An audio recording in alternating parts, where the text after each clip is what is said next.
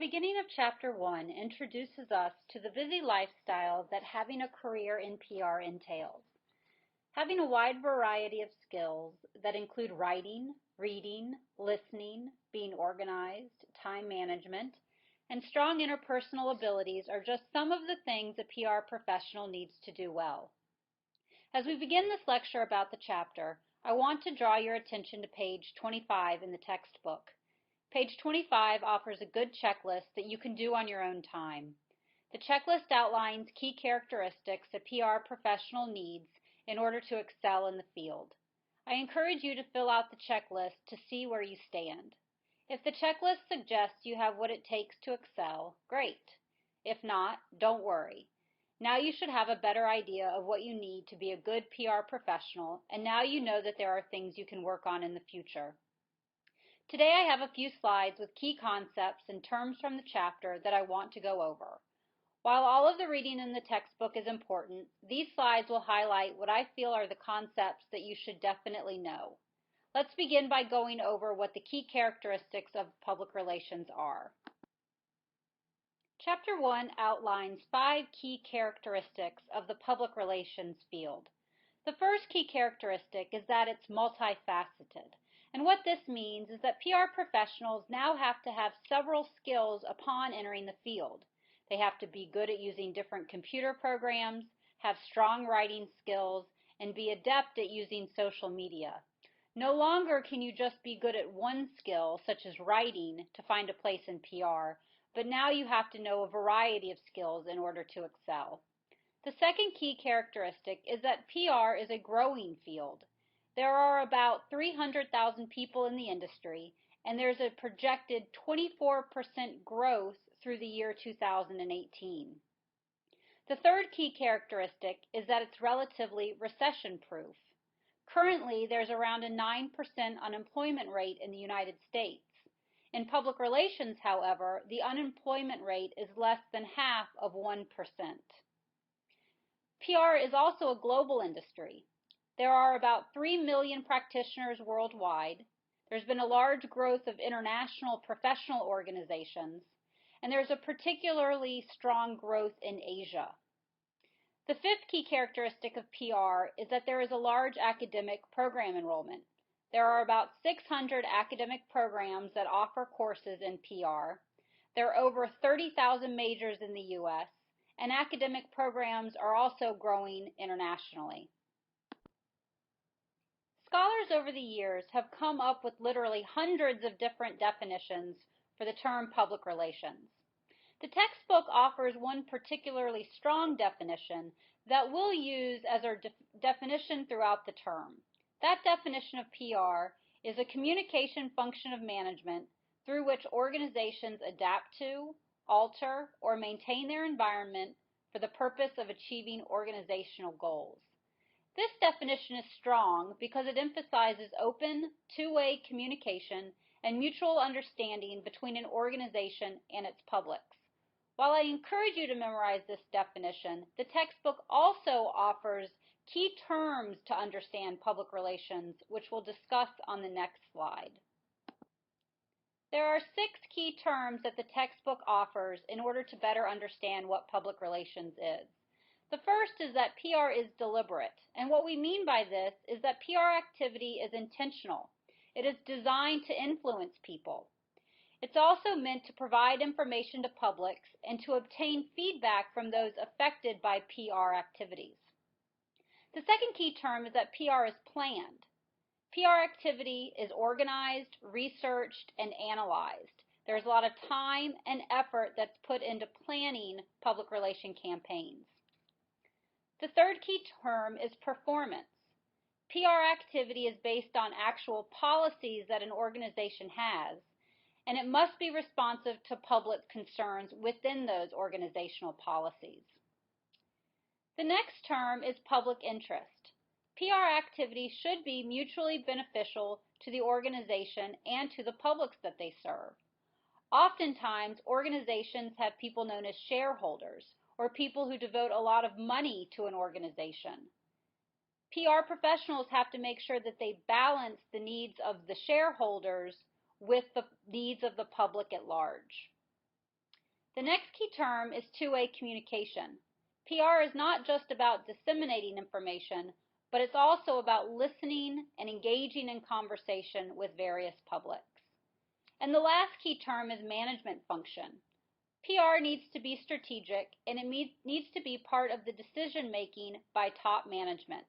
All people within an organization need to be involved with PR at all times. It's important to know that public relations sometimes isn't even referred to as public relations. As the field has grown and changed, other terms have come into play to describe public relations within a corporation. Some of those terms include corporate communications, communications and public policy, public affairs and corporate communications, or public information or public affairs. Sometimes there are negative perceptions of what PR is. So oftentimes we hear terms such as spin, fluff, or propaganda. PR professionals today who take their job seriously and who are ethical members of the PR field should stay away from terms such as spin, fluff, or propaganda.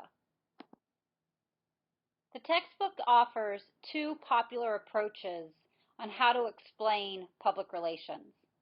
The first approach is to explain PR as a process. Within this, PR consists of four elements using the acronym RACE. R for research, A for action, C for communication, and E for evaluation. R, research, asks, what is the problem? A, action, asks the question, what is going to be done about the problem? C, communication, asks the question of how will the public be told? And finally, E, evaluation, asks the important questions, was the audience reached and what was the effect? A second approach looks at PR as an ongoing cycle. Page 12 to 13 of the textbook provides a visual illustration of how this ongoing cycle functions. The cycle begins with research and analysis, moves to policy formulation, moves to programming, then to communication, and finally it goes to feedback. Once feedback is obtained from the publics, the cycle then goes to assessment.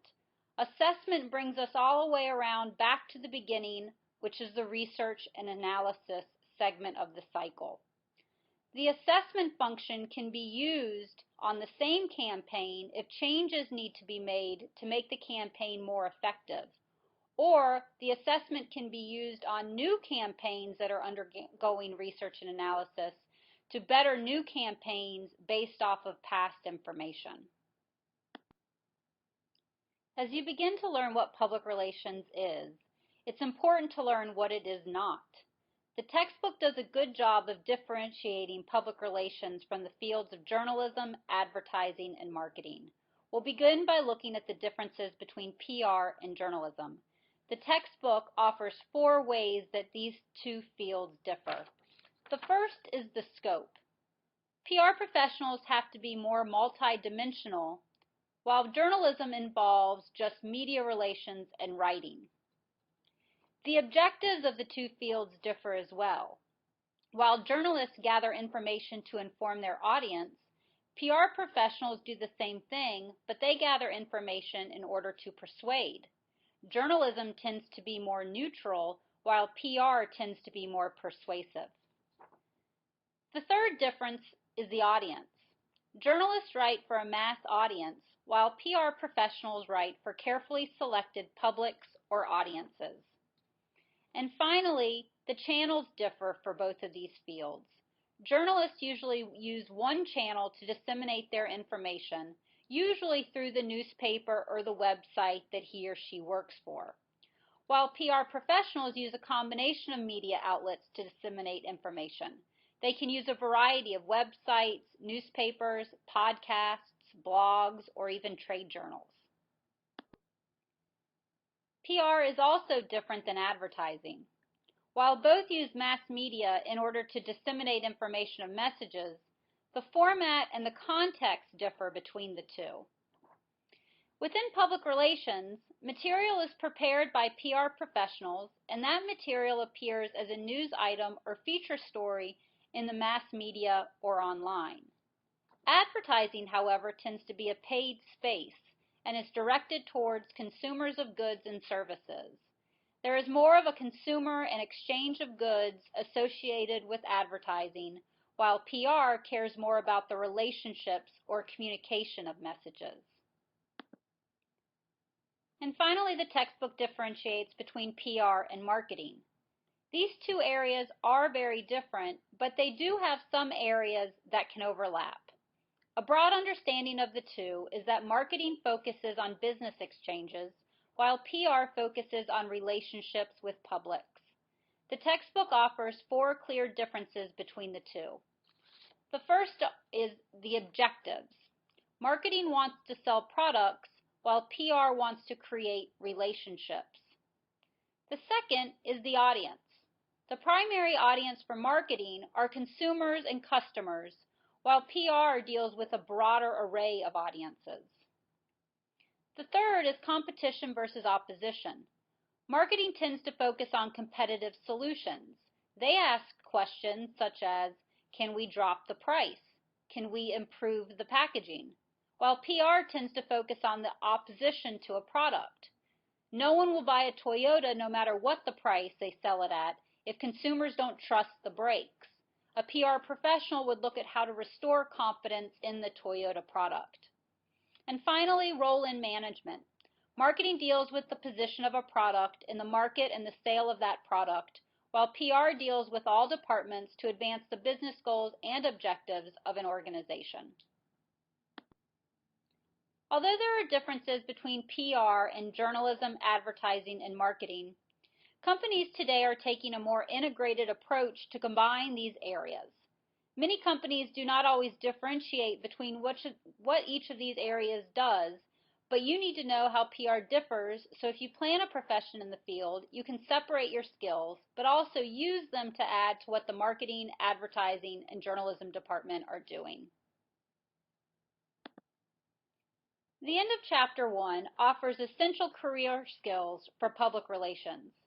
These skills are important to know so you can improve on them or strengthen them over the next few years. The first is writing. You also have to have strong research abilities. You should have planning expertise, strong problem-solving abilities, some business economics competence, and expertise in social media. Having these essential career skills will help create a successful future for you in the field. In our society, companies and individuals need sensitive communicators and facilitators who can interact with publics in a socially responsible manner. Relationships will always be critically needed as it fulfills a basic human desire of interaction.